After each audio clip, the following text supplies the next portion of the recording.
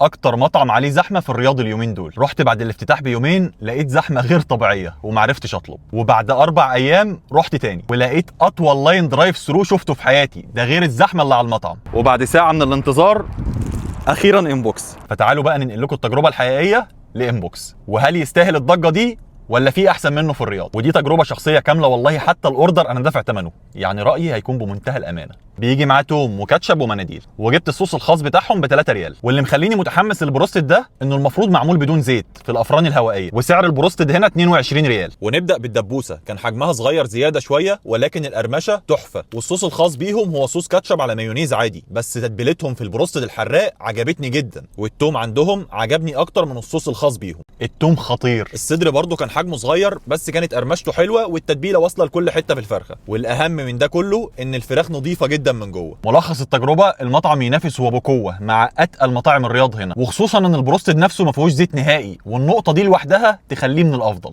ولكن حجم البروستد نفسه صغير شويه. صوص الكوكتيل هو صوص كاتشب على مايونيز عادي. البطاطس مش اقوى حاجه بالنسبه لي. وفي النهايه نحب نختم، هل في حد جاء اقوى منه في سلسله افضل بروستد في الرياض؟ لو حطينا موضوع القلايه الهوائيه ده على جنب، فايوه جاء افضل منه، ولكن هو يزال من الافضل. دي كانت تجربتنا من بروستد انبوكس. لو عجبكم الفيديو تنسوش تعملوا لايك وقولوا لنا مين افضل بروستد من وجهه نظركم في الرياض. سلام.